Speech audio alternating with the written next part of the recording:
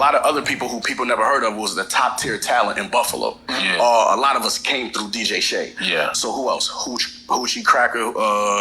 Who else? Give me some. I don't want to be forgetting all niggas. the homies. Who else? T Brown. This is an interactive podcast. Yeah, this is interactive shit. You know what I'm saying? Everybody. God bless the dead. Raycel. Raycel. Kid Cole, Igloo. You get tired of living sometimes.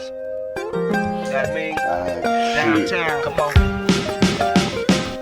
Cause sometimes I get tired of living like the cell, trying to put it with the street life and feed your children. But every minute I wait another dollar I waste, so hurry up, son, before it's too late. Come on. Cause sometimes I get tired of living like the cell, trying to put it with the street life and feed your children. But every minute I wait another dollar I waste, so hurry up, son, before it's too late. Yo, I'm tired of cops.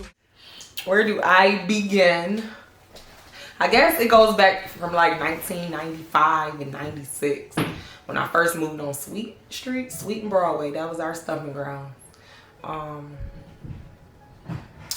He would always be on the porch like playing his keyboard and singing or whatever. His favorite song he used to sing all the time was Music Soul Child, Love. That was one of his favorite joints. He used to always sing.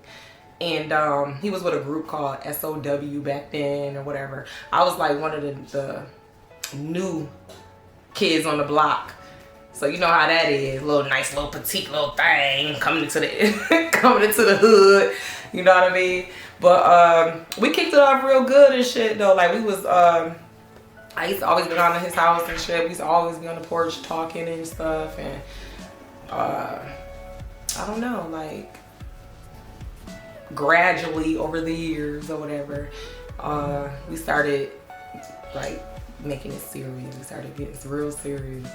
At first, to me, it was just like puppy love. We was young as hell. We was like 15 and 16 years old, and a lot of things happened between 95, 96 to 2000. When I had my first son, I got pregnant. I got pregnant at 20 and I had him at 21.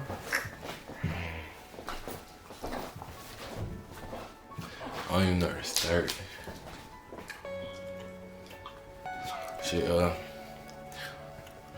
Shit started off like my pops and shit started like, like from a nigga point of view, I had to understand it at first. Cause at first, I didn't really get this shit, like, cause I wasn't in his shoes yet.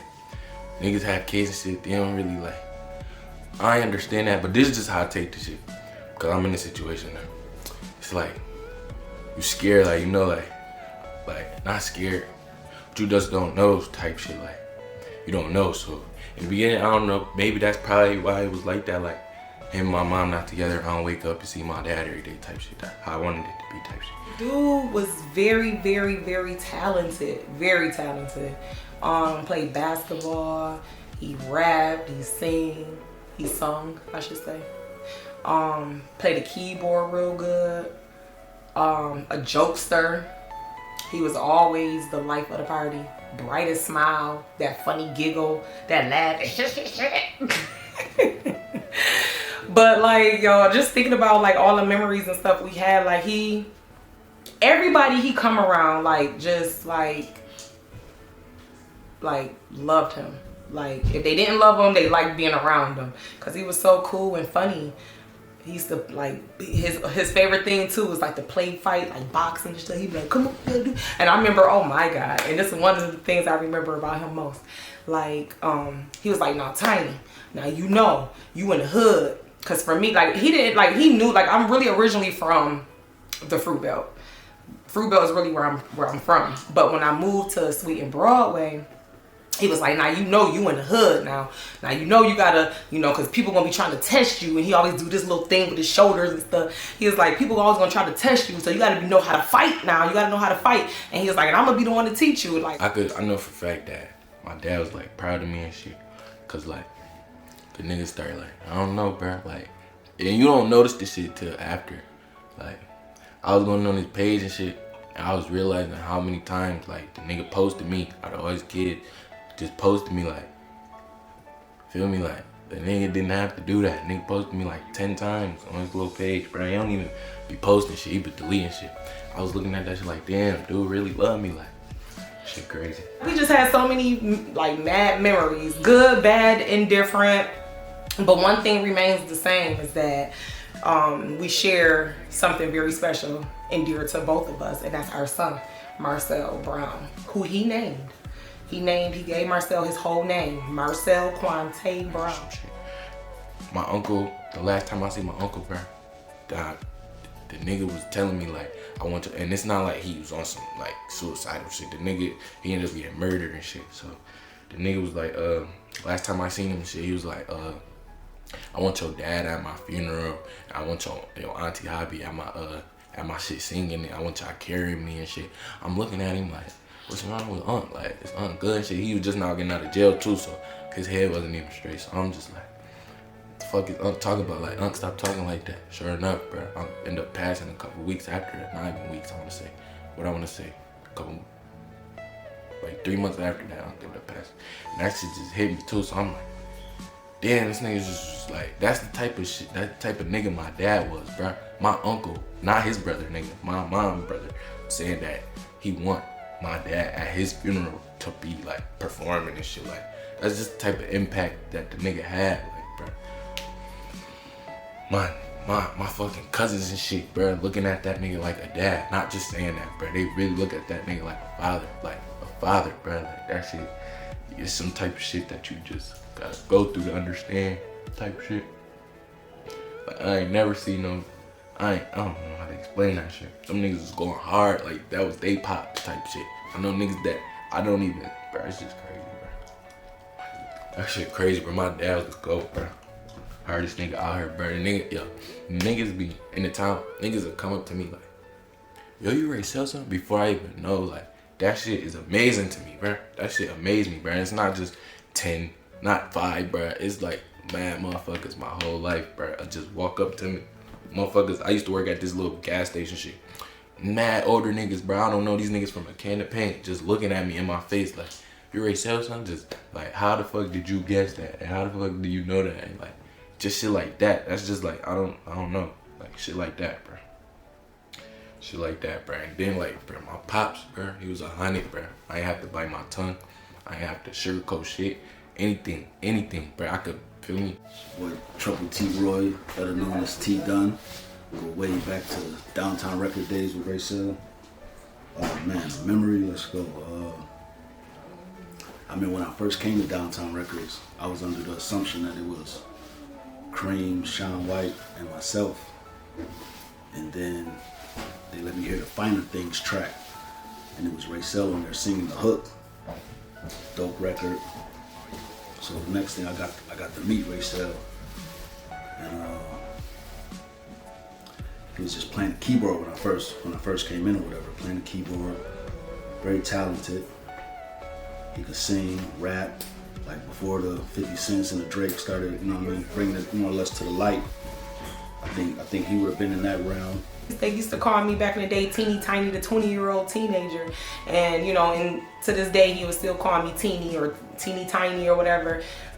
He'd be like, so is we on good terms now? Like, you know, or just call me and just say something stupid or something like say a joke or something, and then we'd start laughing and we get back talking again, you know. Never was really no real bad vibe between me and him at all whatsoever. He always been my best friend, always. I mean, he moved on, got married.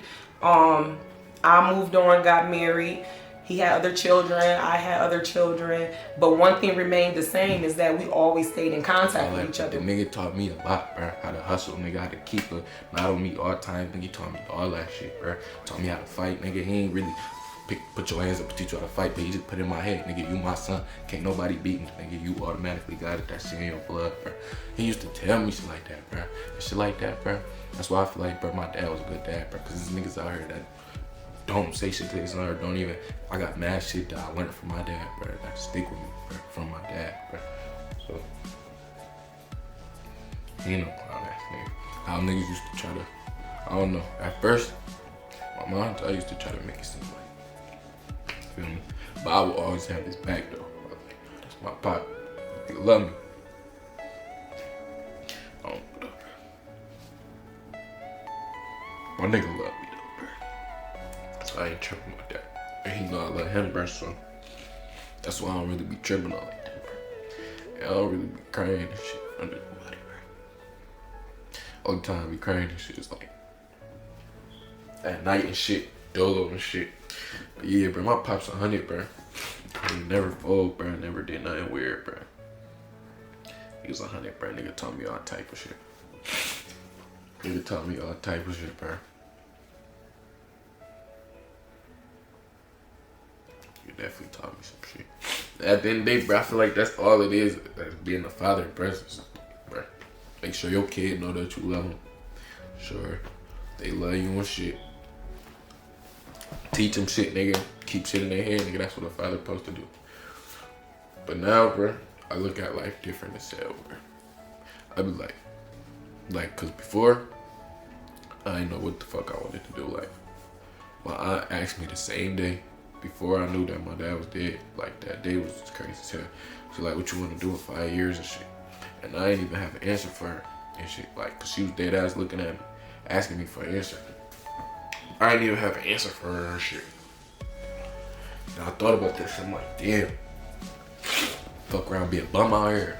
I got 5 years. What the fuck I'm gonna do? I'm gonna be, how old? I'm gonna be 24. I got 5 years. Figure this shit out. And shit. And after that shit, I started thinking about my life and shit. So now and shit, I'm about to go to college and shit. I'm gonna hoop, play football and shit. That's what I always wanted to do and shit. And my pops and all them the pictures and shit that he was posting, the nigga always was like I was talented. Just mad shit, bro. You don't have to look at this shit yourself. Like, the nigga literally calling this shit out. Like, he was like, nigga, you gonna be somebody. Fuck that, you already is somebody. He said that shit in every time. Like he really, like, feel me? He know I'm gonna be somebody, bro. I don't know what I'm gonna be at, bro, but I'm gonna just go, fuck it, I'm gonna go for what I wanna do and shit. And I'm gonna dedicate that shit to Pops, bro. I just wish he could be able to see that shit. Like, now I just be living like, alright, I'm about to go, do what I gotta do, get my shit done. Call my mom and shit. I know she gonna be crying because that's all she wanted me to do my whole life. Like, she dinner mad at me for not being on my way there right now. I don't know, like I miss him. I really do. We all miss him.